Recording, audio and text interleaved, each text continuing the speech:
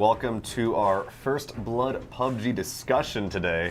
I'm joined by Charity here for this one. You might be noticing that I sound a little bit different. I'm trying to get over an illness, trying to kick it over on that one. But a funny story about this one today, actually. So when I planned this, there was only one topic to be discussed, and I was just like, you know, as we were talking about during the SSL games this week, was just how damn different the settings were and how it made everyone play differently and how all the people in different teams react.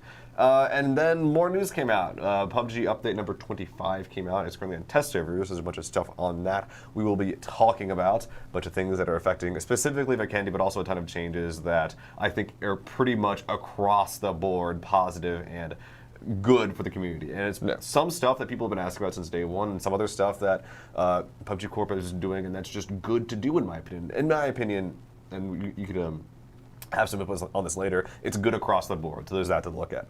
Also, after that segment, we'll be having a PUBG Esports update for you guys. A bunch of specific information across both in-game and out-of-game stuff. Definitely be good to see. But without further ado, the PUBG news. So you can find this on the PUBG or PUBG Esports Twitters, but there are going to be some new patch notes to look at. And this wasn't on the top of the patch notes, but it's the top in my heart. Armor now takes less damage.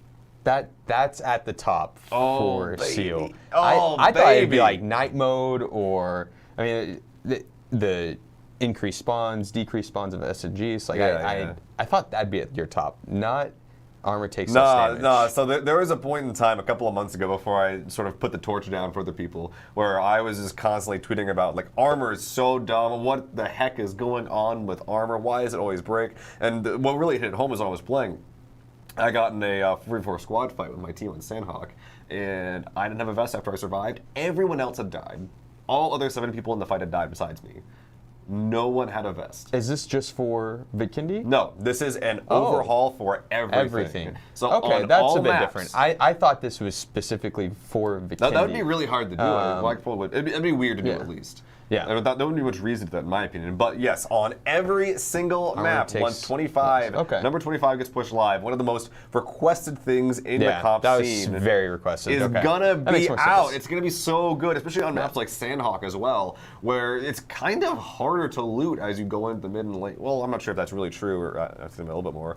But if you ever don't have time to loot, or if there's no compounds in, you're not just screwed for fighting a lot and happening to get shot in the chest. Because for me personally, I don't aim for the head that much at all, so like I'm almost always having to scavenge, you know, fresh 2 helmets, but no chest armor, and then I'm left with no chest armor. The next fight I get in, I'm almost always in a worse spot from where I began, despite winning a fight. And now with the armor taking less damage, I am punished less for fighting more, which is always a good thing. Yeah, especially with the new comp settings. But I mean, also when PUBG first started out, they had the damage calculations correct, in my opinion. But then that was before arm penetration was a thing, where if you got shot in the arm, it wasn't going to tag your vest. Well, there were 2 things there. Yeah. It was partially arm penetration, but there was also a bug where it just wouldn't track damage sometimes. Like the first couple of shots you get hit with, they just wouldn't track your damage onto the vest, despite it actually attributing the DR to it, damage reduction to it. So that was fixed, and then everyone was just like, this is horrible, like what's going on here? So now they're finally essentially rolling back to a version of previous vests that existed in PUBG about 6 months ago, I think it was, around when they well, actually, I have no idea when it was. I think it was around 6 months ago. It was a long time ago, either way, potentially around the release of Sandhawk.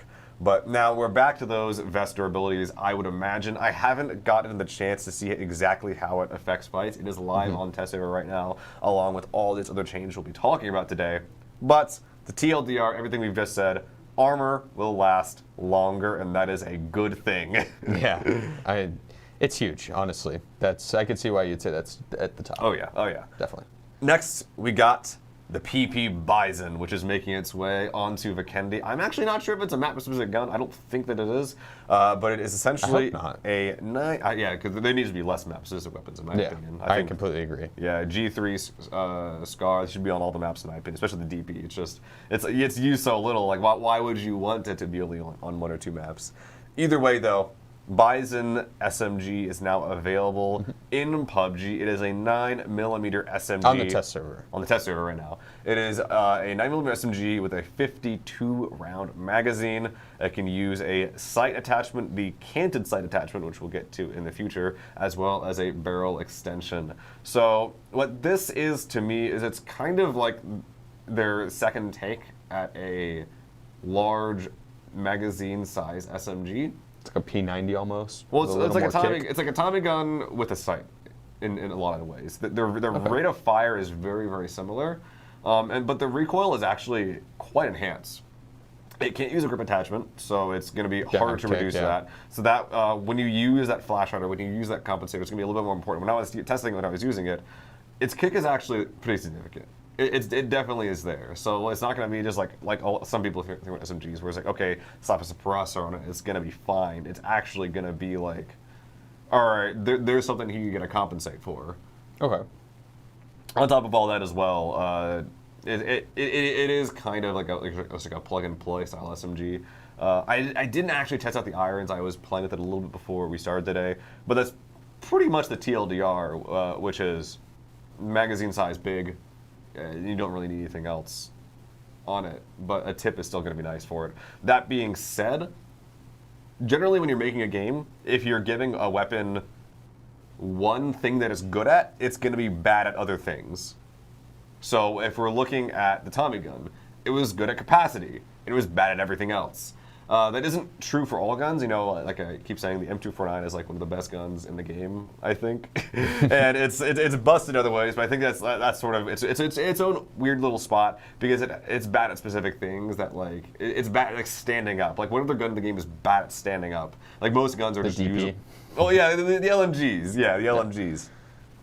But since it's already in like an established class, the SMGs, I feel like it's a little bit easier to balance, and because of that, it has the big mag size. So what else is it bad at? Right now, to me, it's recoil. Its recoil is a little bit high, and for SMG, that isn't really a good thing.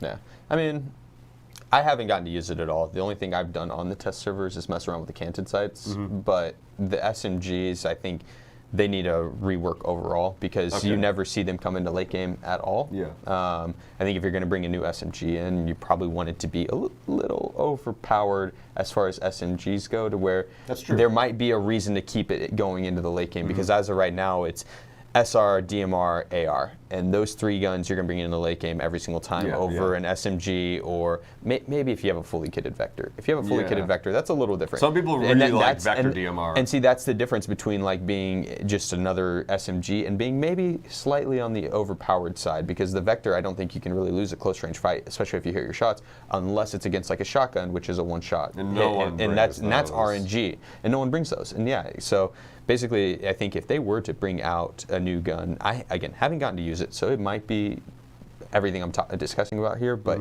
I do think that it needs to be pretty strong. Give it hope to be better than just in you know, I don't want another Tommy gun. Yeah. They brought the Tommy gun into the game, and then it's like, it's one of the worst SMGs. Like, why even add it to the game? Yeah. They did make it a little bit better recently. They reduced its recoil, but the Bison right now feels like the old Tommy gun recoil, and that was like significant enough that it was almost unusable. It does have the red dot, like I was saying, so it's kind of like what I wanted the Tommy gun to be, which was, you know, like just like a spray and pray, but now you can actually see where you're aiming, which is always a good thing. You want to be able to see where you're aiming, especially if you're trying to aim down the iron sights. But we'll be seeing if it's actually usable. No one's really data mined it yet as of now. It's like 2 days old, 1 day old, 1 day old.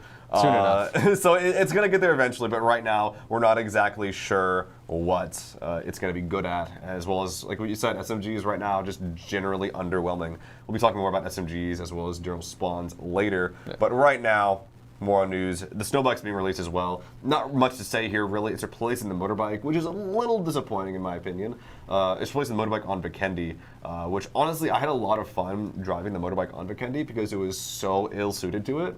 Like, if you ever tried to drive the motorbike on the snow, it's just like, oh god, this is not working. This is not a good idea. But driving on roads was available. It was an option for it. Now that with the snowbike, it's like the snowmobile, but better in every way. 2 seats on it. You're able to go really fast on snow. I don't like that. I like that they added it. I don't like that they replaced the two-seater with it. I agree with you there. I mean, even though it was ill-suited for going off-road, it's still, I just want more variety. I don't necessarily want things to come into the game just to replace other things. Like, you're going to take out the Scar for Vikendi, but you're going to replace it with a G36, which is eerily similar.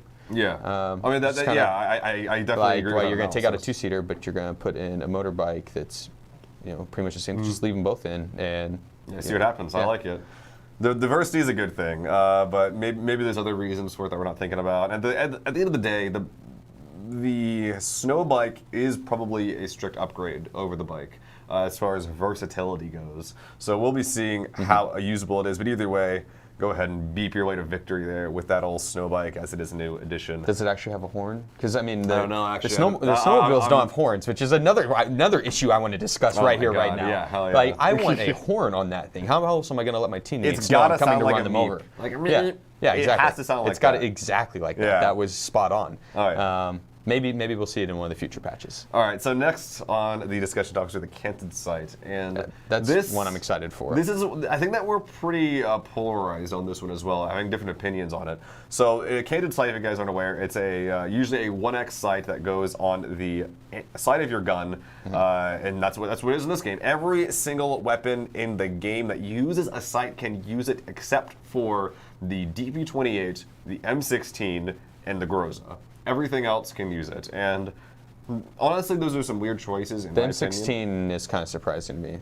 Yeah, especially with burst fire. The Groza makes sense to me, and so does the DP. Like, because where would you attach those? Yeah, I think it's less of a balance thing and more of like a realism thing, where it's like, okay, well, the M16 is just rails. Where are you going to put it? I guess that's a good point. Because I can't think of any like balance reasons why you do any of that. Like the Groza, always a 1x every day. No reason to put anything else on it, unless you're really hurting for a long-range weapon. The DP as well. It's like, all right. DP, get out of here with that. The DP's good at long range. That's true. I actually, if you slap a 6x on that thing. Yeah, if my team's running low on 5.5 and I have like a DP and an AK, I'm okay. I'm completely okay. And it doesn't even need attachments. I actually really like does, the DP. And I also could with me using the 249. The 6x on the M249. Oh, zooming out. Just it's pull amazing. Down, dude. Just pull it's down. amazing. Yeah. But yeah, so now if you ever are using a gun where you're not a fan of the 6x spray pattern on, or the 4x or 3x spray pattern on auto, now you can press the Alt button, put your gun to the side 45 degrees, and aim with that new 1x edition. It looks exactly like the pistol red dots, so the 1911, the Glock, all those red dots, except for now it's on the rifles. I think that I'm going to hate it though. So I'm the kind of guy where the canted iron sight is actually I am the target audience. I'm the kind of person where I've been trying to get my 3x and my 4x sprays down, and besides exactly the 249, I cannot do it. I'm just unable to spray with any weapon with a 3x, even UMPs. I cannot do it. Don't know why. But also in almost any game with canted iron sights, it almost always just looks really awkward. Like you're like whatever scope you have is just dangling there on your gun. The canted sight itself can't be modified. It's almost always very tiny and has a suboptimal sight picture, almost akin to iron sights. It's almost that bad. This game, in my opinion, is no different. It's not that good. The little red dot, you can't change the color of it. It's a very tiny That's sight something picture. I didn't like about it. And yeah. it's very with your sight being on the left side, your screen is bulky and fill up with a lot of crap. So I don't think that these are reasons why people in general won't like it. I think that eventually, the more I use it, the more I'll get used to it. But I think it's gonna get used to it something like me getting used to a Tommy gun and being like, okay, well I can't see while I'm shooting anyway, so I'm just gonna shoot and pull down. I feel like the canted iron sights are kind of gonna be like that for me, rather than like, okay, sweet, I have a 1x whenever I want. I think that's gonna be like, it's a 1x, but ... You know, everything I just said. What do you think about it though? I mean, you bring up an interesting point with it blocking up a lot of your view, so it's kind of like an iron sight to where you're just going to pull down regardless because it takes up so much of your screen. But I do think it's going to be nice to be able to swap to the 1X and have it without having to open my inventory. I just one button and it automatically turns over to the corner and I'm good for close range.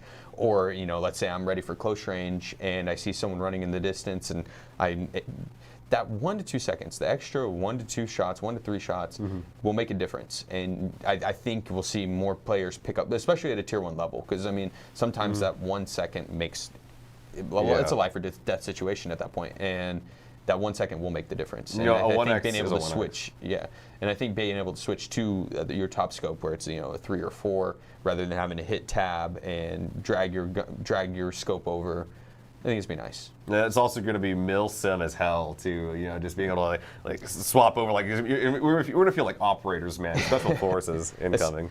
It also frees up space in inventory because I can't tell you how many times I run like a bolt with a scope on it, and then I'll have my red dot 4 times for my M4 or my full auto weapon off to the side. And so now it just saves up that, I think it's like 20 carrying space for 4X or this red actually dot. affected me recently as well. I was playing some Vikendi. I swapped from my 4X to my red dot, kept on running. It drops your 4X. It drops my 4X, and it actually it's annoying. It didn't get me killed, but it affected the way I played there because I had to run at people to get close to them. You now lose your long range and scope. I had an Uzi and a G3, so it's like, okay, I guess I'm only close range now. So like I just had to start running at people at that point. So that's going to help a ton. Yes, it's a very good point actually.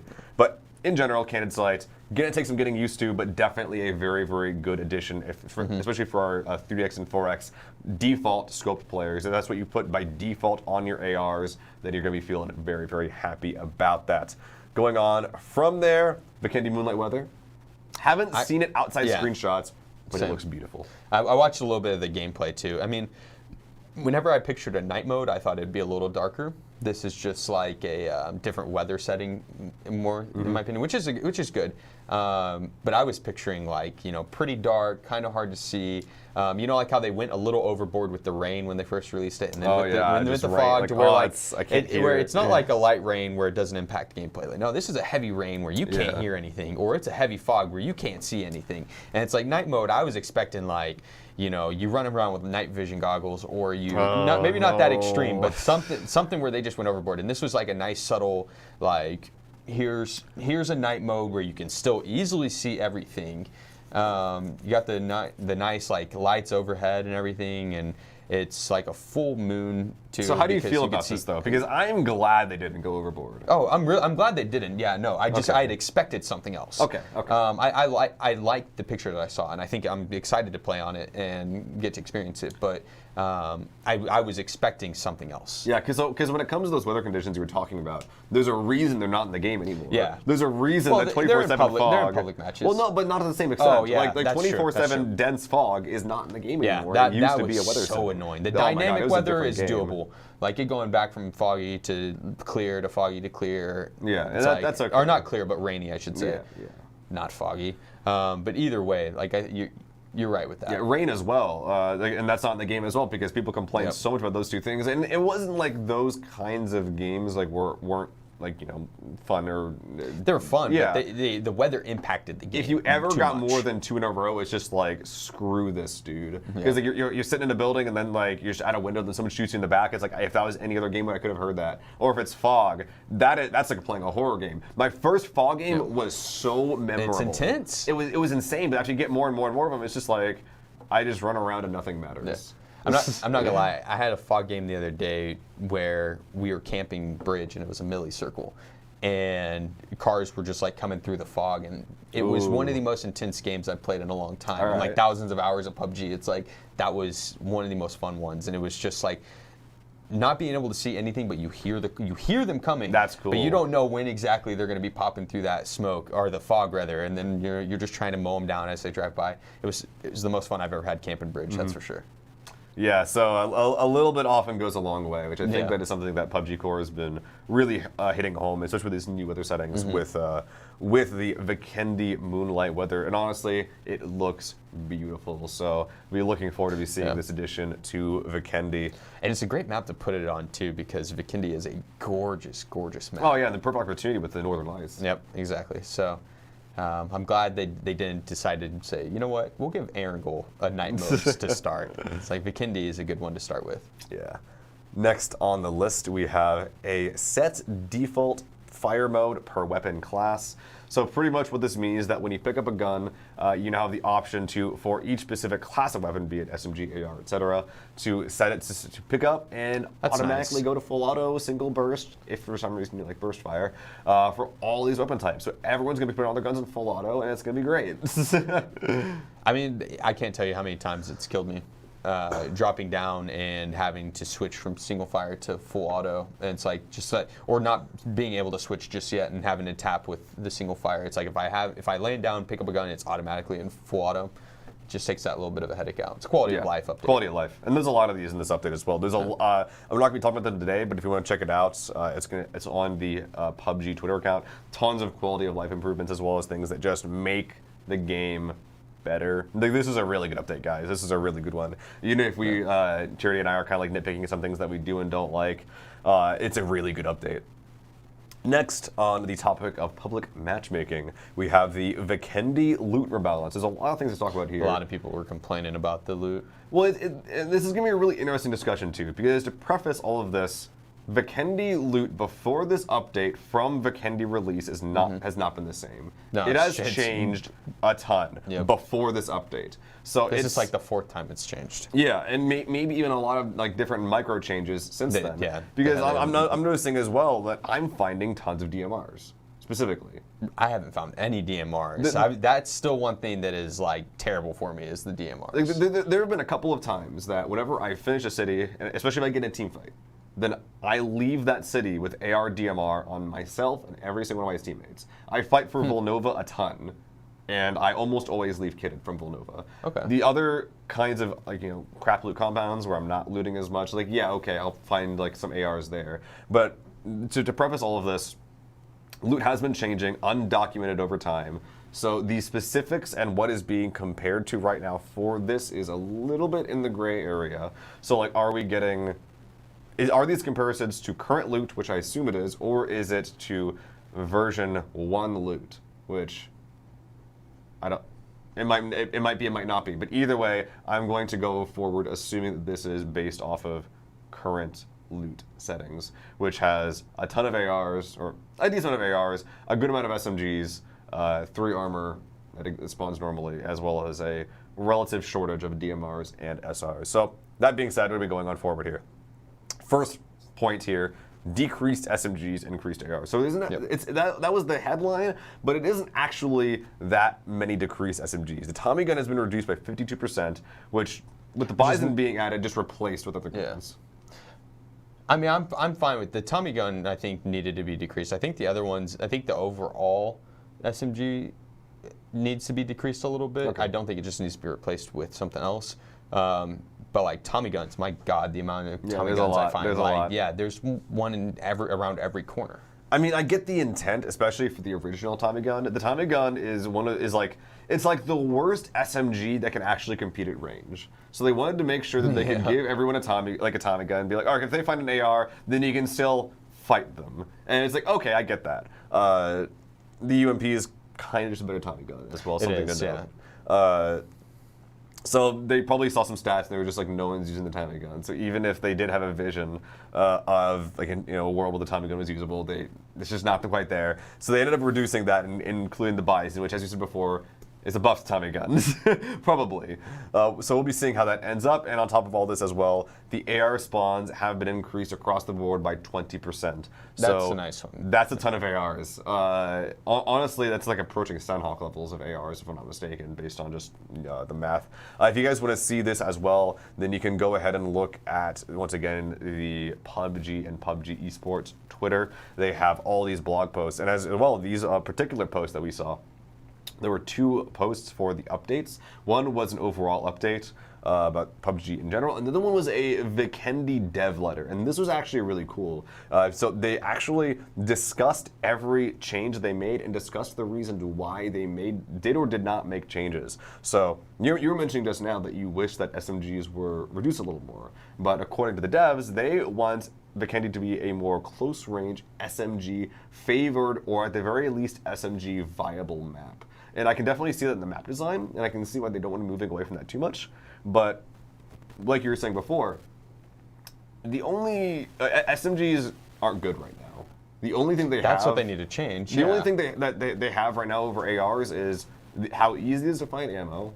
Not really relevant with how often ARs spawn.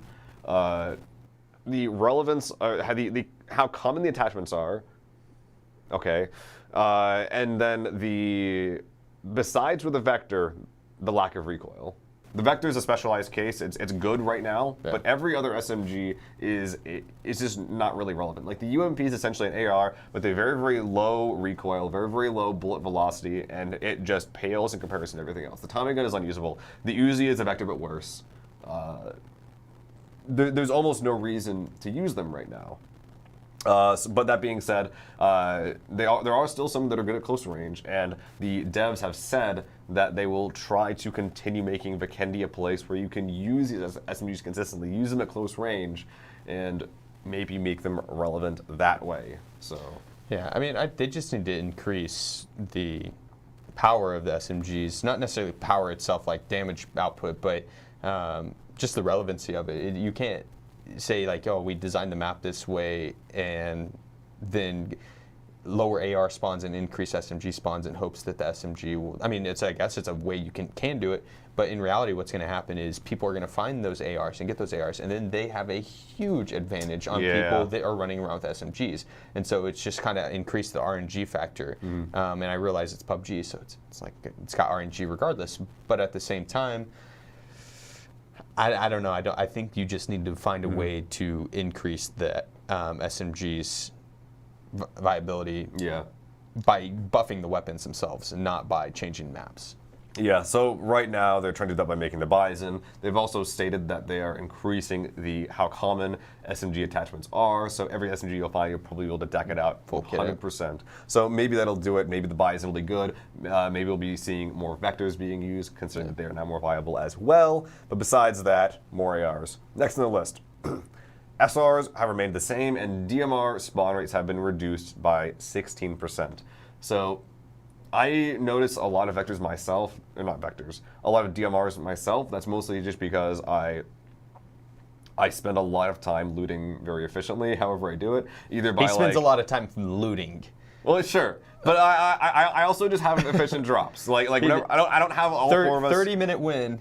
He's looting 27 minutes of it. Okay? Maybe. I don't fight as much as some people, but like that's a valid way to play, and I don't think that being that's like true. I don't get kitted in one compound. Like what's going on here? I don't think that's like a valid way of thought. I think that you should be rewarded for taking a lot of fights, but also for for looting. I think that there's a valid place on both of those accounts. The thing to thank you so much. Thank you so much. An interesting thing to note there is that the DMRs right now are, the reason why they reduce them is because PUBG pretty much said that like they're one of the best weapon classes in the game, and they're right. Like they're very, very viable, especially with level 3 helmets existing as world spawns, which we'll get to that later. DMRs are better than bolts on Vikendi, pretty much hands down. Because a bolt action cannot one-shot a level 3 helmet besides the AWM. I just want to clarify, we have someone asking in chat, Vikendi specifically for the 16% less Yes, DMRs? all the changes that we're talking about in the future right now, the Bison, the AR spawn rate, DMRs, this is all Vikendi. You can actually find this yourself as well in the Vikendi dev letter, which has been released on their Twitter. So DMRs have less spawns. So this is pretty much just going to result, in my opinion, of these two changes together, double AR. Double AR every day. Yeah. I mean, it's already super hard to find bolt actions, so I think double AR is probably what's going to happen. You're right. SRs haven't been changed at all, so I'm not going to be seeing any more or less of those. It's just going to be the same spawn. I mean, but the thing is like it's already so low, and so it's like they don't need to change it. I think out of probably the 100 games I've ran of Vikendi, I've had a sniper. I can count on one hand how many times I've had a sniper. I don't know, man. I find a lot of them. Maybe you're just in the wrong spots. Not designated marksman rifles. I'm talking about like bolt actions. I drop in cities every time, so that might be it. And I don't spend a lot of time. Well, no, cities should give you more, man. I literally find helmet, vest, and gun, and then I go torch shots nonstop. Like that's all. That's why I don't find SRs, man. That's all I'm saying. Yeah. That's all I'm saying. I think that's actually the main playstyle difference as well, because I feel like I play the game as it's like sort of intended. I play like it's intended. Well, no, survive. I just choose a different method to get to that survival aspect. Sure, but you got to survive by killing everyone. Yeah, exactly. But if I hear shots and I'm in a city, then I'll run for it if me and my squad's ready. But my ready is like, all right, let's find like everyone rifles, everyone 2 armor. Let's make sure everyone has meds. And if you have a car, then maybe we just don't take that fight. And sometimes I run out shots, sometimes I don't. But that does mean that I loot cities more. And I'm not sure how the loot tables work. I do know that the value of loot is different based on location. Yeah. So maybe cities are more valuable than scattered compounds. Volnova sure as hell feels like it. For example, I drop there a lot. It's almost free. I drop Goroka a lot. That's the middle of the map, right? Yeah, that's a good one. Goroka is Vikendi's Pachinki. I usually just run through like probably 3 or 4 buildings, and I've got what I need for a good couple fights. Yeah. I don't think it was intended to be Vikendi's Pachinki, but it is absolutely Vikendi's Pachinki. 4 or 5 That's a good way to look at it, yeah. That's pretty much, it's a Vikendi's Pachinki, I like that. But yeah, DMR is reduced 60%. Next on the list, 4x has been increased in its spawn rate. So the reason... For Vikendi. So the reason for this was that they said that they didn't want Vikendi to get to be only long-range combat, but in my experience, all I need and all a lot of pros need is just a 4x. So honestly, this is just good news to me because I don't want anything more than 4x. I've been hating the 6x lately. I've been having a lot of problems with it. Yeah. So I'll definitely take an 8 or a 6 over a 4 for any DMR or sniper rifle. But AR, 4x, I'll take a 4x over a red dot. That's weird. Slap a 4x on the M4, and that's all you need for the rest of the game. That's weird. I can't do it. Yeah, I mean the full auto 4x M4, it's OP. It is OP. I believe you. I've seen you do it. I've seen Wolf do it, and I'm just like, I don't know how to do that. I can't do it. I don't have enough mouse pad space. Yeah, that's one thing. I did have to up my DPI to get. Maybe not that vertical sensitivity recoil from like 2x maybe in the option settings. I have my vertical recoil, like the sensitivity at like 1.2. You too. That's exactly mine. And so just makes it where you pull down. And I just recently changed that. Like I didn't realize that was that big of a deal until I went to. It's playing in easy mode, dude. Yeah, right. Like that's the difference. It's like it went from me having to like pull down on my mouse pad all the way and then not being able to run and not be able to have enough space. Oh my god. To where, like I'm doing still the majority of my mouse pad, but I can go through an entire 30 clip. Like so, 4x spraying after you made that change is probably the easiest thing in the world for you. Yeah, it's a lot easier. See, I made that change right away, so I've had that correction since day one. So that's probably where that change is coming in. But yeah, 4x's are more common now. So all your boys that you snipe with your 4x's, you'll be pretty happy about that. Go. Next is something that I think that people wanted to hear, but maybe is not implemented to the fullest extent they wanted to see, which is the level 3 armor, specifically helmets, being reduced. Not removed, just reduced. So level 3 helmets spawn rates will be reduced by 49%, and level 3 armor will be reduced by 36%. So this is an indirect buff to sniper rifles. We're going to be seeing a lot more level 2 helmets, so I think people are pretty happy to see that. But also, it's a change that I'm not especially sure why they're trying to re-add level 3 helmets back into the game after they removed them from the game way back when Erangel was the only map. It's really weird to see this. I think that it might be due to them making this more of like a close range map, or intending it to be a close range map. So they're saying, well, people won't get sniped in the head as much with sniper rifles. It's not as relevant. So that means that level 3 helmets being OP is not as big of a factor. So put them back in the game, maybe. But it's just like, but whenever you do have that sniper rifle, it's like, okay, well, it doesn't even matter anyway. I have this rare gun, and it's almost less impactful than my AR. The only thing I could really think of is like maybe they want to make pushes into compounds a little easier. You don't want put that tank in front. Yeah, exactly. If you allow people to have level 3 armor, I mean, and you could argue like it makes it harder too, because what about the people in the compound? What if they have level 3 armor and then you can't get that initial knock that you need? So I'm right there with you. I'm not entirely sure what the intention behind it is. I'm fine with it because like I said, I'm a guy that runs as soon as I get a helmet and vest, I run around with it. So I'm usually not the one that gets the level 3 vest helmet unless it's from a care package, because I do chase those as well. But I do think that the reduction in just world spawns is a good thing. Yeah. I don't think bringing the level 3 helmet back into Vikendi was. It's a the 7 smartest- It should just be 0% in my opinion. Yeah, I think so too. Lowering the level 3 vest, I'm fine with that too, though. I think both those items should be a lot more on the rare side, and they should be a gift rather than value the care packages. Yeah, more. rather than something you actively loot for. Like you said, you try to get all your teammates level 2 gear. Well, it kind of felt like it could have been like, you know what, let's loot until we get level 3 gear for a little bit there, because the spawns on them were. I actually started doing that yesterday. Yeah, I figured out while looting Villanova, once again, this like super really high value condensed loot area that. I was calling out level 2 armor. I had a buddy who was just like level 3 helmet over here, 3 helmet over here, 3 vest over here. It's just like, okay, we don't even need to leave for a while. Exactly. There's a ton of value in just sitting here, maybe even blue tank the first circle and wait until we have level 3 armor. And that's some hard skill right there, Like, no, it's not. That's not skillful. That's just sitting in the blue, avoiding firefights and getting rewarded for it. So I think that there's like a level where you should be rewarded for like logistics.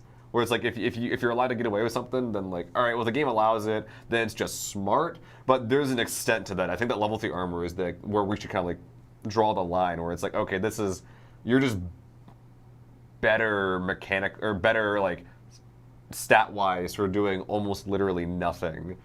Like it's a really really weird trade off there. So I'm glad this is being reduced. I'm right there with you. I just want to touch on another thing, Bombardier.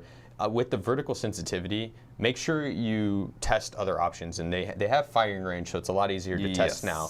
But go into firing range, get your most common guns that you're used to, and go and just up it slowly and see what feels best for you, because everyone plays with different DPIs, different sensitivities, and different mouse pads, and different mice. And so every single time you go and shoot, it's going to be a little bit different depending on the gear you're using. And so finding the one that works for you is nice. It just so happens that we're both using 1.2. Yeah. 1.2 isn't like the industry standard, like by any They're means. all over the place. They're all over the place. And so I know some people that honestly lower it a little bit and rock like a 0.95 instead of a 1.0. Or I think when PUBG first came out, it was like 0.79 was actually what was default. It was something weird like that. Yeah, it was something weird like that. And they had that for like the first half year of the game.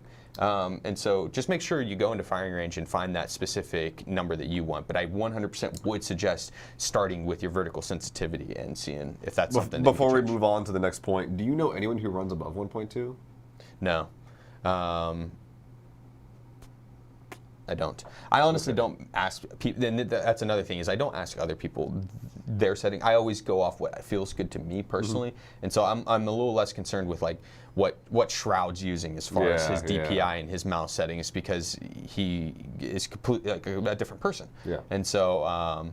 But off the top of my head, out of the people I do know, no, I can't think of anyone with above a 1.2. Well, that's interesting to see, because like on paper, it's like, oh, you're just playing in easy mode, but also if you increase that too much, that's awkward as hell to play on. Yeah, I mean, it just depends entirely. All right, well, but it's something to look into. Next, we got missions that we're looking at. So these have been increase in quality of life a lot, and it needed it. It needed it a lot. 500 kilometers driving in a buggy? Are you kidding me? That's like 100 hours of gameplay. Like just driving in a buggy. I think that it was mapped out to 16 hours straight. If you're just maybe able not to 100 drive. hours, but that's like it could get, if you're not trying to go for it, that is 100 hours. That's more than 100 hours. And buggies not spawning on, I think they don't spawn on Vikendi. Do they spawn on Sandhawk? They do. They do spawn on Sandhawk. They're rare on Sandhawk, and like, who drives on Sandhawk? Because you're gonna get killed. You don't need to at all. But so there's really only 2 maps, really only, like if we're being realistic, Miramar, that you're gonna want to do it on. So it's like you're trying to queue for the most unpopular map to not even play the game, and it's like, and this is the kind of thing with the missions where it's like, okay, if missions are done well, then it'll just be like a companion to the game. But now this is the kind of mission that'll change a game. So the reason we're talking about this is because, quote, high difficulty daily and weekly missions will be balanced. So I assume that means that they'll be changing a lot of the daily missions that are in rotation to be balanced, and the weekly ones as well will apparently be changed. So this is going to be interesting. So I'm not sure if they are changing old missions proactively. I'm not sure if they're going back to week 2, week 3 and changing the mission, because what if there are grinders? What if there's a guy who's at 490 kilometers? What if he's almost there? What if he only needs one more? And the craziest thing is like, they have a 500 kilometer buggy mission. I think it's for 8,000 XP, which is it's 10,000 XP per level. Yeah. And so that's almost a level in of itself. But the amount of time it takes to do that compared to some of these other 8,000 XP missions is just an astronomical change. Yeah. It goes from like maybe a 20-minute game, like bust 50 doors down. I can do that in one game. I drop Pachinki, I can destroy 50 doors in one game. Give yourself a side, have some fun. Yeah, right? Like you go anywhere and pretty much in any city and you're gonna be able to destroy 50 doors and you get the same amount of XP for that. And it's like the low amount of effort that one takes. And that mission is even kind of lame in my opinion. I think it should be something like get 5 headshots with a sniper, you know, Sure. or survive this long, or like just like you said, where it's kind of you just get them as you play, not one that you actively have to change up your gameplay, like drive all game. Like the amount of times I've seen someone driving just in the opposite direction, just driving on the road. Like there's no reason to do that. Yeah, exactly. And it's like, well, that guy's not going to come back in the game. He's not playing the game. He's literally just driving around. Yeah. It's just kind of like, all right, this is lame.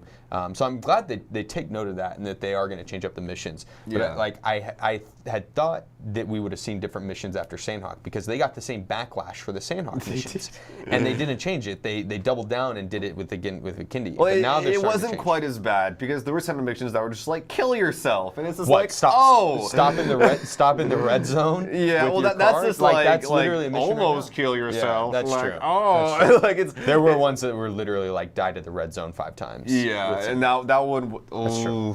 So it's not quite that bad for this one, but there are still some bad ones. They're still getting backlash for it, and it looks like they'll be changing those as well, which is very, very good news. Don't get me wrong. I don't mean to. I like that they added in the missions. Missions are fun, but the bad ones are bad. But yeah, exactly. Like it sounds like we're just sitting here nitpicking. It does sound like that. I do like the missions overall, and I've had fun doing them. Even some of the dumb ones. Like okay. Even with the drive the Murado for 2 hours, me and my friends turned it into a mini game and we raced around. We allowed ourselves to loot for like I think it was 4 minutes and then the race began, or it was 4 minutes as soon as the clock had hit 4 minutes in game, and then we have to get in our Murados or whatever vehicle we found. One of us had a buggy, sucked for him. But got in the vehicles and we raced around the outskirts of the map, and that's cool. It was a death race. Only one of us survived actually. two of us made it actually. Doing it, but like one of us made it all the way. One had to turn around because he's like, I'm gonna die if I finish this out. So he's like, I can finish it, but no, I will die, and I choose to not. But it was fun. It was a fun way to play PUBG, but it took 4 players out of the game, which. From a game design perspective, maybe isn't the best thing in the world. Yeah. But yeah, so the reason we bring this up is because missions will be balanced. Probably, we haven't talked about this yet, but probably going to be looking at missions like loot 2 of X weapon from a care package. That I don't think anyone's really done that one. So they probably have the stats for how I had frequently. loot 3 AUGs. In a daily mission. It's like I might find 3 crates in a day. Yeah, maybe if you really go ham. Yeah. Yeah. I don't know. It's interesting missions. But they probably have data that like backs up like okay, which ones are actually difficult, which ones are being completed and not, and whatever ones aren't being completed that often. Which I would assume the reason I brought them up is the care package missions is like the loot X weapon from loot box missions. Probably going to be seeing a little bit less of those, or if there are still around, the reduction in number of items you need to loot from those.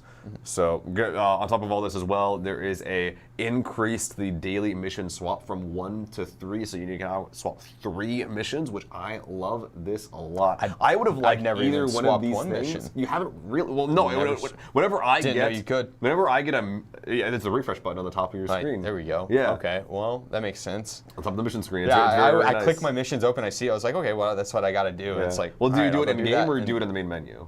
Because I've never really even done it. When I look at my missions, I do it from in-game. Yeah, so the screen doesn't exist in game. It only exists from the main menu. Oh, yeah. Okay. Well, that would make sense. So yeah, the because I was about main to say menu, the main menu. All I do is look at my rewards. I don't ever like go into the missions themselves really. In game I do because I try to plan out what I'm doing for the game. But. Yeah. So you go to the main menu, you check the missions, and then you on the top there's a refresh button. Now you can do that 3 times instead of 1. I would have totally done that for the AUG mission. AUG mission. Like, okay, any what the Miramar heck? missions. What the Just heck? get them out of here. Get them out of here. Right. Next, on the topic of loot, there will be a new crate. I don't remember the name of it. I think it's like an East Police crate. But the point of this all is is that there's going to be a new Stat Track AK that's going to be in. And it's in a locked crate. And it has a 0.16% drop rate. I'm fine with that, personally. Really? Yeah. In a locked crate. You have to buy keys for. Yeah. I mean, so the only thing I can think differently is like that everyone would buy that gun. And so you're going to see literally every single person running around with that AK skin and only that AK skin. I mean, if everyone spends $10 in your game to buy an AK skin, that's a good thing. Oh, I understand that. I'm not talking about it from a business perspective. I don't own PUBG. I'm talking about from a player's perspective where, like, I personally wouldn't own it either way. I don't buy gun skins. If I can earn it in game, that's cool. But I don't spend it. And don't get me wrong, I'm not hating on you if you do. That's like a blue AK skin. Yeah, I've spent a ton of money on video games, so like I'm totally down with that investment. But it's just with PUBG skins, I have the ones I like and the ones that I don't know. It's just not for me necessarily. But I don't want to see every single person running around with the stat AK. And that's fair. It's like that's fair. Yeah. So what happens whenever they release a new AK skin for one of these teams coming up for NPL, and no one's going to buy that because the stat AK is already for sale. And, like, no one's going to want to rock that. Whether or not that's actually going to happen, I mean, that's trying to predict the future. There's probably a point where like you could make, if you were just going to like put a dollar value to the AK skin, you could just like be like, yeah, this much money for an AK skin, but like what would that amount be where you wouldn't hit that point where everyone buys it? Because if it's $10, everyone buys it. $15, everyone probably buys it. You'd probably need to get in like the $40 range, $30 range to make people be like, ooh, maybe I shouldn't get this AK skin. And the timing of it as well, you're right. Like if they made it available to everyone, then all these skins that we're looking at that are going to be going into NPL, PEL to support teams, which we'll get to that later, wouldn't be bought as much. Yeah. And like, it is a little bit of a cash grab with the whole like 0.16% drop rate, and I mean maybe not because there was other routes that they could have done where they would have made more money with the Stat Track AK, in my opinion. If you made it purchasable, then people would buy the hell out of that. Yeah, I mean 100%. That actually, I take it back. I probably would buy that gun honestly because it tracks. But okay, if you didn't know, the Stat Track AK, it literally does what the name says. It's tracks your stats and how many kills you have, and it displays it on the gun itself. So when other people pick your gun up after killing you, they see how many kills you've gotten with the AK, and it's not like per round; it's just total. Like if you're playing the game for a year and you get that skin and you have that the entire year, you're going to see like thousands of AK kills. And that's really cool. That's really cool. So I might have actually bought that skin, but at the same time, like I'm more about the diversity and being able to have like a bunch of different cool skins rather than like every single person is going to rock that AK skin. Yeah, that's a good point. We 0.16% drop rate though, that sucks. We've been going for about an hour now. We're going to be taking a quick break. We have finished up with our general PUBG updates with a little bit of an emphasis on Vikendi. And we will be going to end the next half with our discussion on the esports scene and how it has changed over time, as well as with a couple of very, very, very new changes that came through about a couple weeks ago, but also one that came through just yesterday. Don't go anywhere. We'll be talking about these new updates after the break.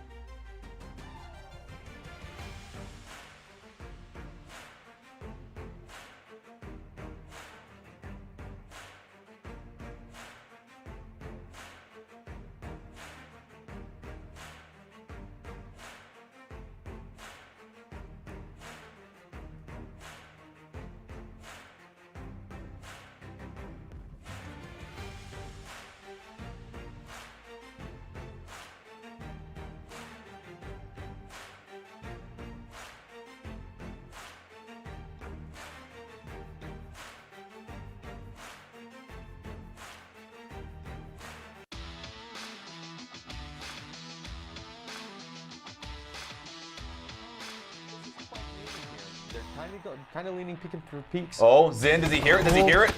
Just in time, but he does lose the initial fight, forced back into the building. He is now camping the backside. He takes out one player, but hiding in the bathroom is the easiest fight of his life. And look at that, Brooks from the outside, winning the peak battle versus Sociopath. Izako Boers getting teams that are not in. But Protege just doing a marvelous job of preventing Murkum. And yeah, if you're at low speed, Alexis Ray holding one side, getting 2 downs, 2 flushes right away, and evasion being down from Ballin, who was holding the shed, waiting for the last moment to pull the trigger, and now Mime somehow allowed to drive away in a UAZ. There's a big old box trying to get him to safety, trying to go to the chopsticks, but no, the vehicle. Take him out on a rotate.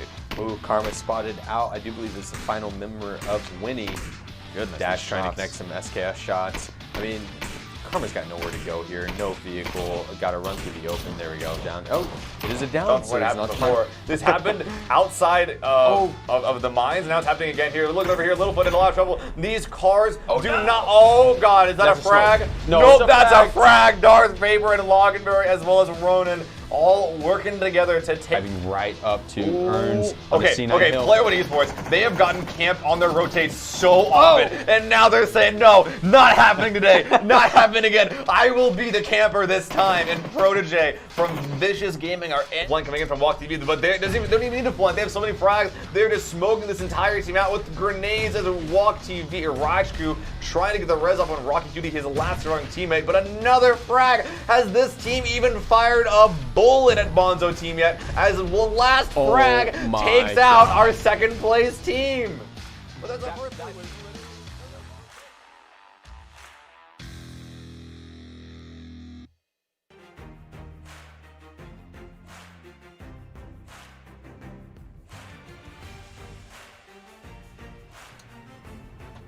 Welcome back to the second half of our PUBG discussion today. We just got done talking about the general PUBG updates, and now we'll be talking a little bit more about the esports competitive updates, specifically starting with on the logistical sides that are related to the team's prize pools as well as profit. Specifically, there's a profit sharing program right now that is, I think, released as of today at some point. Now available for teams in the NPL and the PEL. Yeah, I mean, this is huge. This is a step in the right direction for sure, because I know there's been a lot of complaints recently about the lack of funding for the NPL teams. Some more well-founded than others, but yes. Especially with some of the unsigned teams going into the NPL, and if they can't find their own source of money for living out in California, then they're kind of in trouble. There is a stipend from PUBG themselves for living, so they do have a little bit of assistance, but now with this it's just even more, and so basically a big portion of it, which I think is cool, is 25% of the profits will be towards the teams. Let's go ahead and read out specifically what the website says. So this is going to be a read-along featuring me. So additionally, NPL and PEL specific in-game items will be created starting with Phase 2 of each league. 25% of all in-game item sales will go to each team in their respective leagues, further incentivizing league participation and offering fans a way to support their favorite teams and regional leagues. This is for each event. Yeah. So every event in the NPL and the PEL will have items made for them that if people buy them in-game, 25% of that revenue will go to those teams. So that says to me, there is going to be a ton of NPL and PL items if they're making it for every single event that they do. Yeah. It makes you wonder which events they're necessarily referring to, because they just recently had an event which was the NPL qualifiers, and they had $100,000 on the line. Are events like that, like the qualifiers rounds and stuff, like if that's the case, then it'll be once every like 3 months roughly. If it's for each major like Worlds event, then that's once a year, and that would be like the PGI or just basically one that would bring in like Korea, the PL, the NPL, all the regions together. Yeah. And if that's the event, then once a year. But well, I don't think it's going to be that, because they only said NPL and PEL. Like, I don't think that regions like Oceania will be able to have this benefit, which is a bit rough for them considering they already have like a shortage of opportunities in those areas. But for the NPL and the PEL, because it specifies these, I think that it means like like regional events every single one gonna be making items, and that's a lot. actually nuts. That's a lot. Yeah. Like, I mean, especially if you luck out and you get like the Welcome to South George hoodies, where Oh, they my were goodness, if they yeah. color coordinate well. I'm telling you, whoever gets that white one, or if they color coordinate well, basically, it's like, which I don't think it's not up to the teams, they get assigned it. Okay. But yeah, whatever. If you luck out and you win the RNG factor and you get the green one, that's a lot of money that's going to be coming to you. That's actually a good point. That feels a little bad.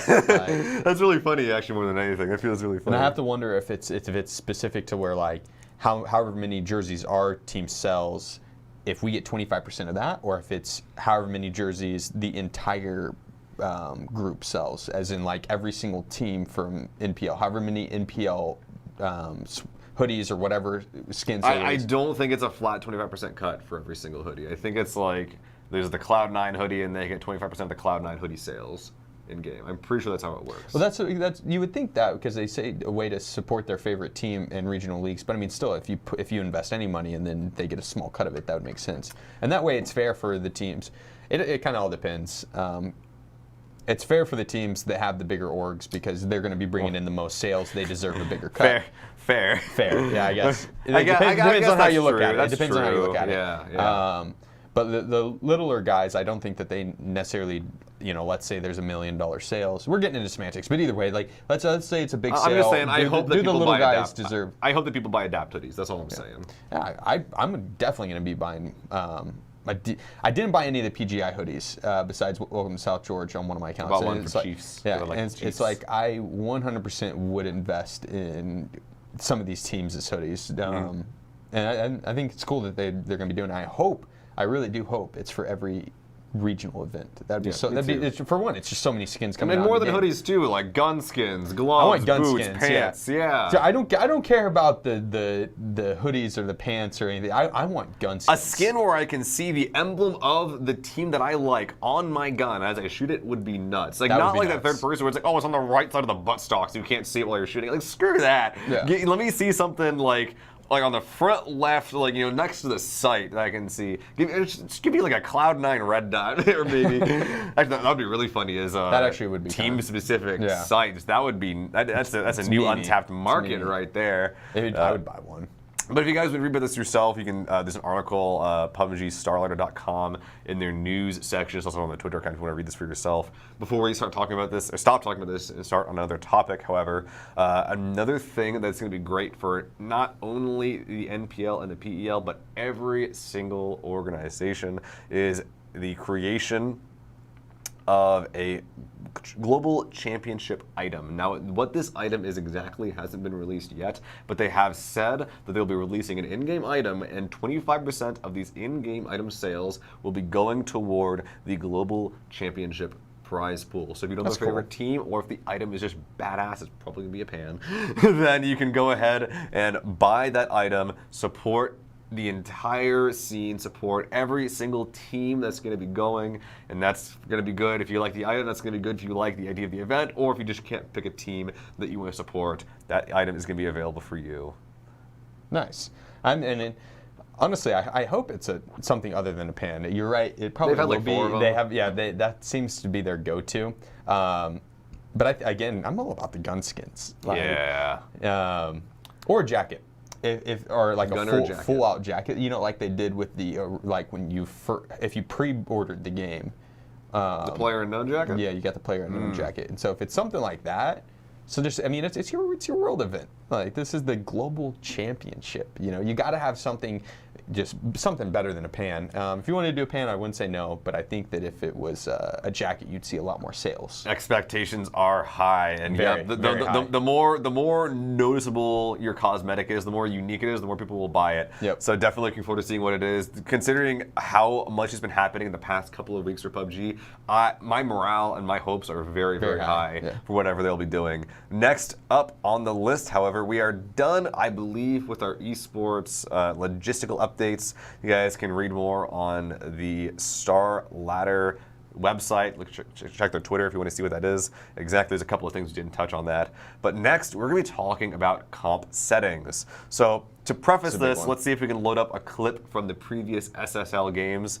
This is a clip from Vicious Gaming versus Polar Ace, and it showcases very, very, very well exactly what the playstyle differences are going into this new comp style. So right away, the idea for, okay, so we see right here in the kill feed, Sharu got a knock onto Loganberry. So that's the beginning of this whole thing.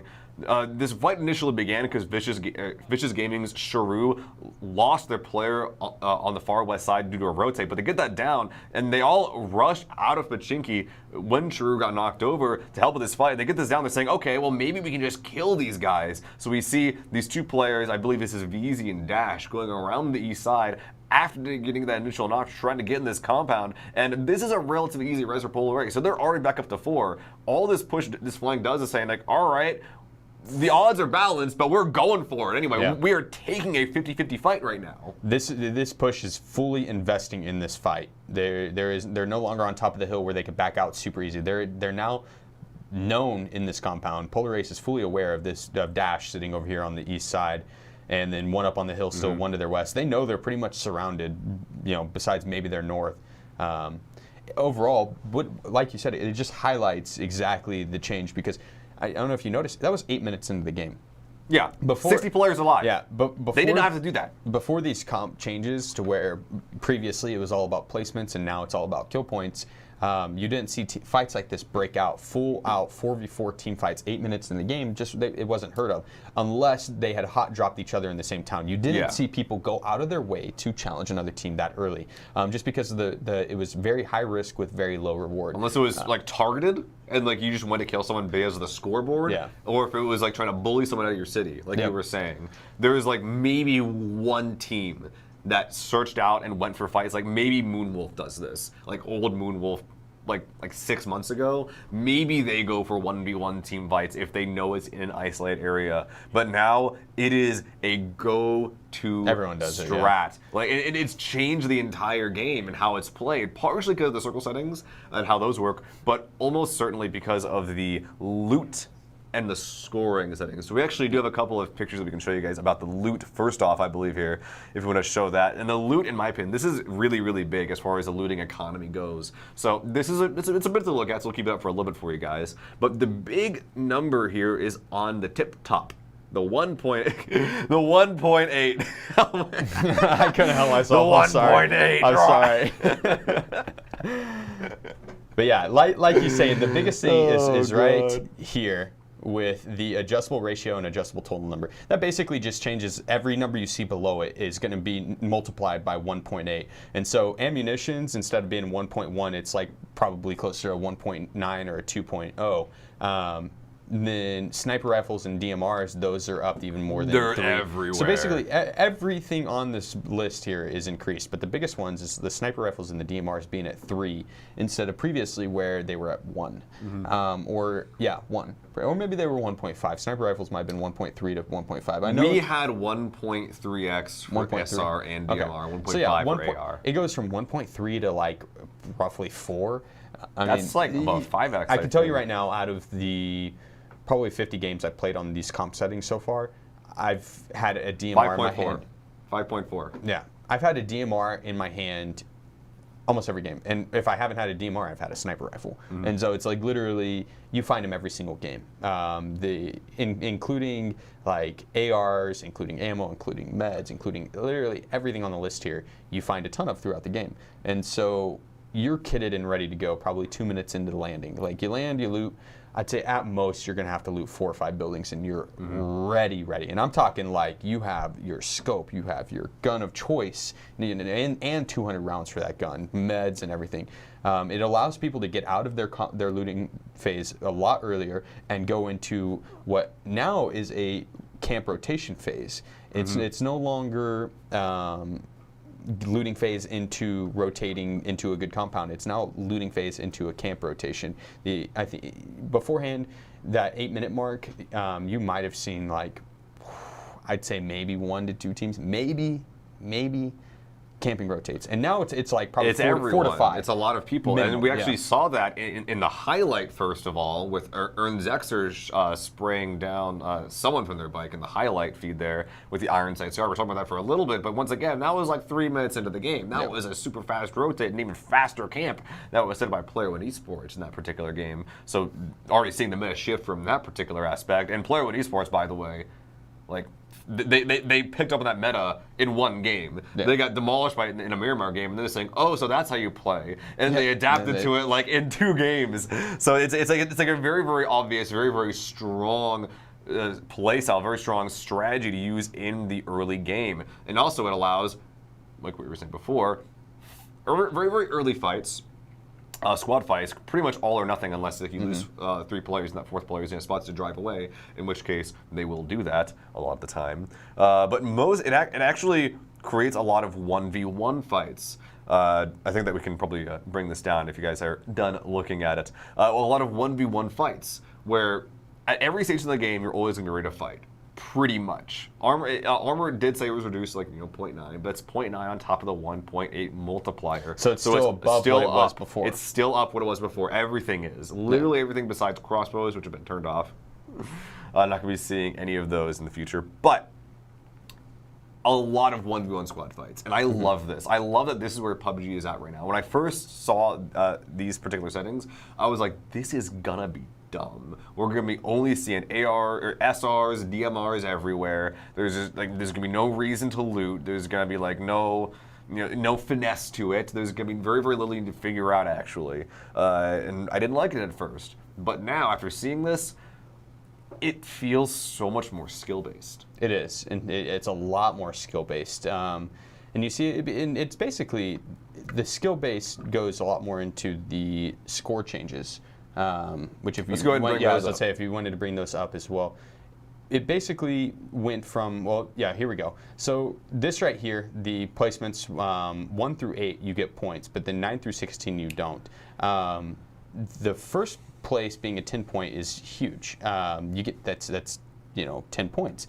But that's only 10 kills because each kill is worth a point. And so if you win a game with and it's an average of like 11 to 12 kills, you're going to get 21 to 22 points for the win. A team that got no kills and takes a 9th place, they are at 0 points. That is a huge difference. Whereas before, if a team got 9th place, that's 100 points, and the win with 11 kills is like 500 points. So don't get me wrong, still a big difference, but instead of being 6 times the difference, it's now 22 times the difference, or 21 that's the some times. math right there. It's huge, and it changes up the way people play because beforehand, on the old point distribution, in the total points that's given out per game, judging on like 60-ish kills, it's like roughly a 30% points for kills, and then roughly 70% for placement on the old score one. And now it's swapped, and it's now 35-ish for placement, and then the rest goes to kills. There's so it's literally very completely little swapped. to be gained. Essentially, and I think this is what I broke down during the SSL games from last week. Essentially, what that means is that if you are gonna be snaking in the mid game, it's not worth it. Yeah. In the mid game, it's actually better Just go get to a kill. take a kill, Go kill get someone. a double kill, and then just die. Just have that team finish you off. The only time it's worth it is if you're in like the final 4, like final 4 teams that are left. Then the points start to add up. Yeah, it starts increasing exponentially from 4 to 5, 5 to 6, and maybe you can get that first place. But it's more so about that's the only time it's worth it. Yeah. I mean, even if your squad dies in the early game, unless you're in like the exact correct spot to be a solo from that mid game going into the end game, if you find yourself prone, maybe you're on Watchtower Hill or Radio Tower Hill in Erangel, and people roll up to you and you're just prone there, maybe you just spray people down, maybe trying to get a double kill. And you go over the flush, by the way. You don't go over the squad wipe. You go over that flush every single time. It is probably one of the most divisive changes in the game, because when it comes to snaking, it's like, okay, now you gotta worry about snakes a ton. Like, it's a really, really big thing that you should randomly lose a player, and they're out for blood too. They're not going to be trying to. There's no longer running by a snake without them shooting. Yeah, they're biting your leg off. Like you're getting taken down. That venom is going to check it out right away.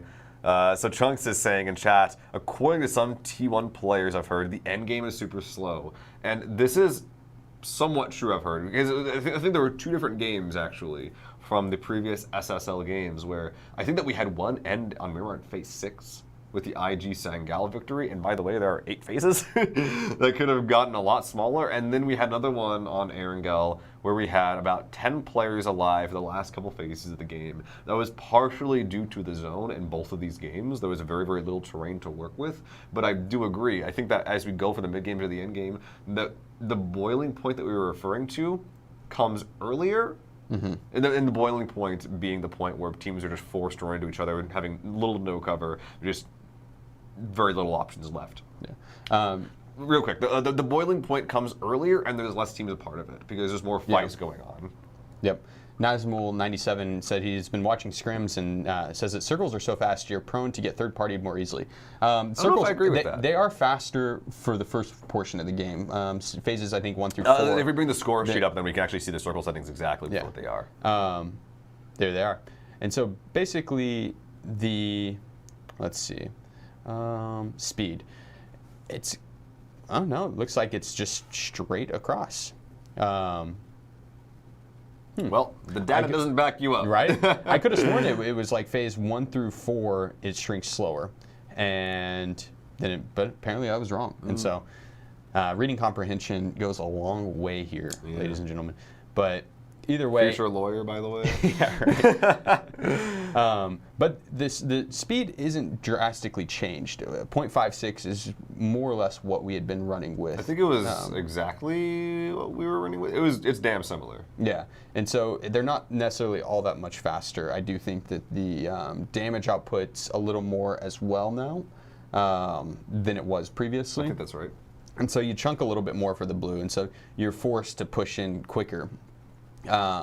But the loot has been cranked up sometimes to 5 times, other times to 2 times to make up for this. And I think that it makes sense because I'm pretty sure that as far as if you cut your time in half, but we increase the loot, I'm pretty sure that as far as almost everything besides like gas cans go, the amount of time you have to loot compared to the efficiency at which you are looting due to the increased loot, I'm pretty sure the math checks out. So you're finding more stuff despite having less time to loot. Yeah. I think that your time spent looting is more valuable in these new settings, even with the reduced time. 100%. They basically just shrunk the looting phase. Like, you can get still the same amount of loot, but which is smart because even more loot actually with DMRs and sniper rifles being increased so much. Yeah, looking from an outsider's perspective, like no one really wants to watch a 15-minute loot phase.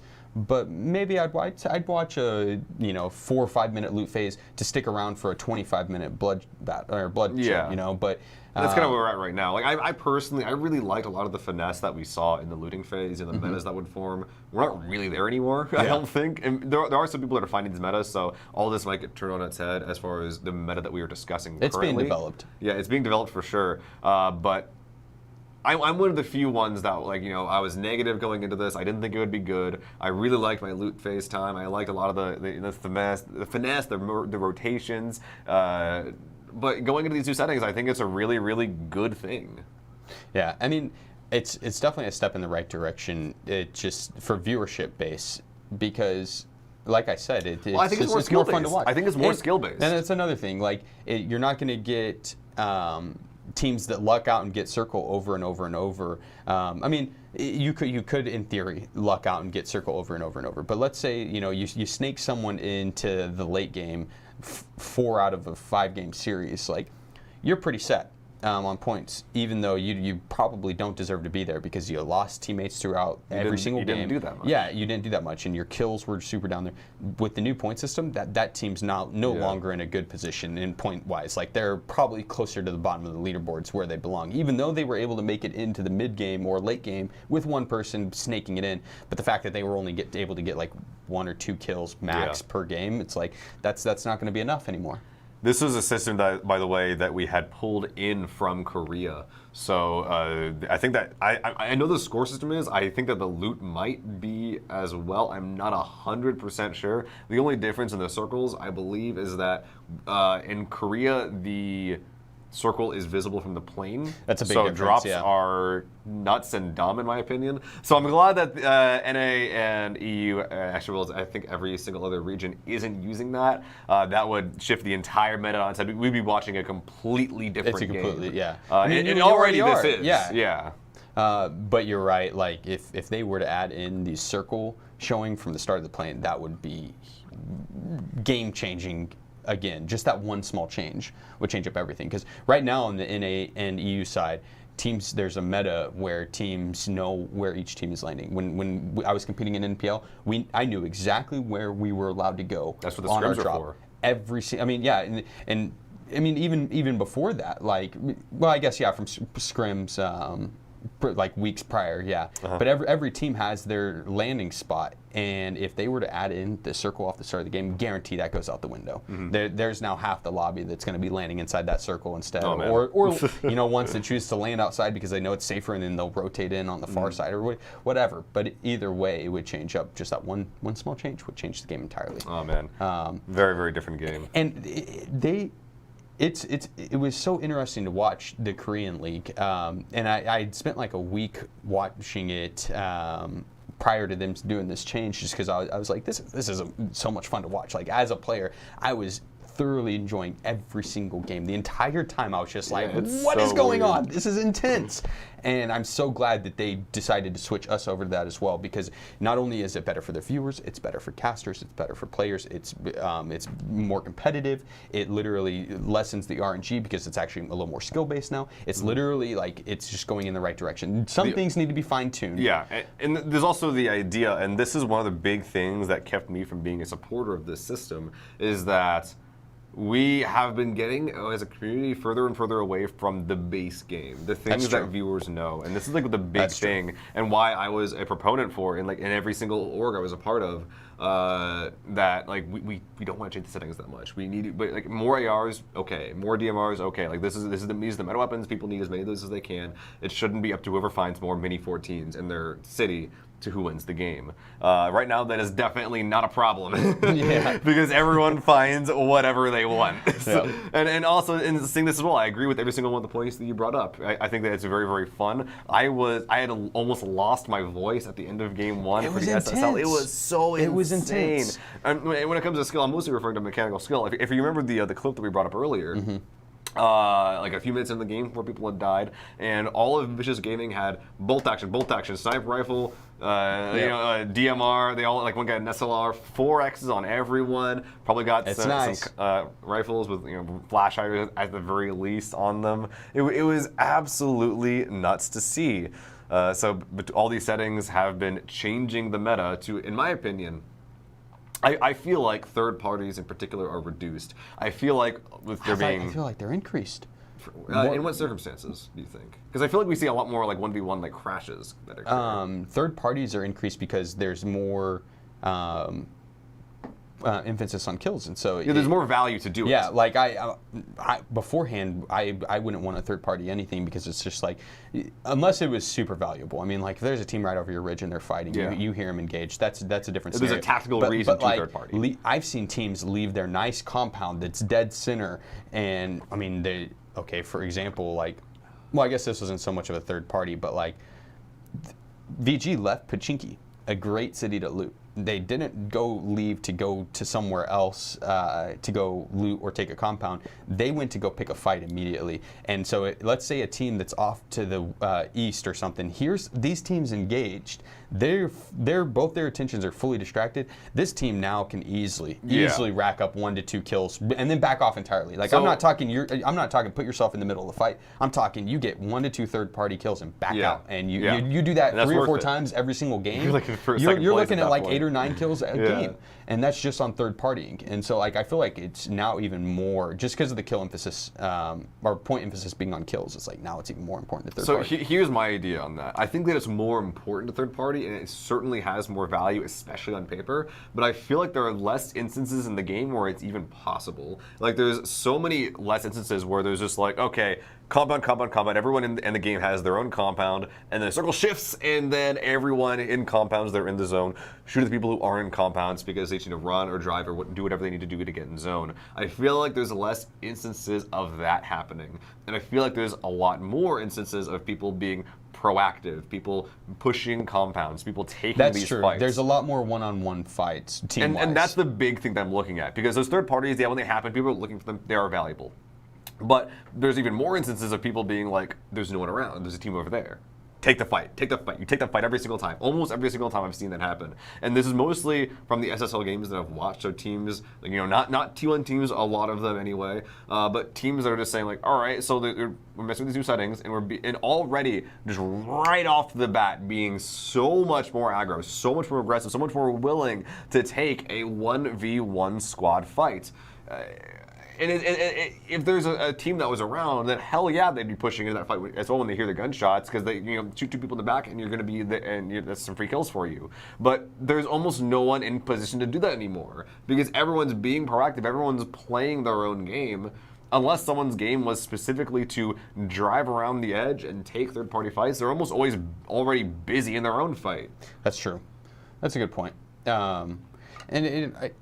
That's the great thing about PUBG. It's so circumstantial that it really, if a third party is valuable to you and you're set in a position to where you can take advantage of it, do it. But likely, you probably still need to be worrying about your own butt. Yeah, your own butt, and worrying about a team that's going to end up crashing you. The amount of crashes I've seen has just been astronomical, and it's interesting because the experience I'm talking about, it's just from basically scrims. I mean, a little bit from Survival Sunday League and a little bit from PEL, but it's mainly from my own personal experiences from scrims. And it's like people like to crash there anyways because they're practicing their gunplay and their team fights. But now it's like, well, I bet they actually do this in the real competition because of the point system. And it's like team 4-man crashes on compounds. It's a lot more viable now just because that's 4 points waiting that's for exciting. you. That's exciting to watch. We had a lot of those in the SSL. It was pretty awesome. By the way, we pulled up all this information from the PUBG and PUBG Esports Twitter account. So if you ever want to see any of this, then go ahead and tune into those and see what they have to say about all this. It's pretty much all the information that's just in a written form instead of verbal form like we're talking about, as well as our analysis of it. That being said, on top of all this as well, there's now a super document involving not only the esports settings, but also all the esports rules that you can see. So if you're interested in the nitty-gritty and what is and isn't allowed, then you can go ahead and see that. But besides that, I think that we are just about done today. Charity, is there anything else you want to talk about? Anything esports related that you think is relevant that we should bring up before we close this one out? Esports related, make sure you hop on over to our Discord where you can find all the relevant information about the Survival Sunday League for PUBG, esports related, and you can play on the app and earn some money that way too. It's more esports related. Either way, if you have any questions, feel free to hit us up. Our Twitter handles are down here. You can hit us up on Discord. We're easy to reach, guys. Not hidden at all. So it's been a pleasure. Always a blast, honestly. I have a great time coming in and doing these. So yeah, this was really fun. I looked at the clock for the first segment. I was like, oh, it's been 50 minutes. I didn't even know. So that was pretty cool. But anyway, this has been it from us today for our First Blood discussion, where we talked about the PUBG updates, esports updates, as well as our ideas on the current comp meta. We'll be having SSL same time as normal at the Sunday this week. Go ahead and tune to that if you're interested. And Thursdays, tune Thursdays from now on as well, because we are planning on making every Thursday have at least a little bit of content for you guys, whether it be an interview or an event. So make sure that you tune in on Thursday at this time, rather at 4 p.m. at that time, see if we're doing anything. Chances are we probably will be. That being said, that's been it from us today. I am a Lil Fuzzy Seal, joined here by Charity FPS of the Happy Campers. Go ahead and tune in this Sunday for the next SSL. See you guys then. See you then.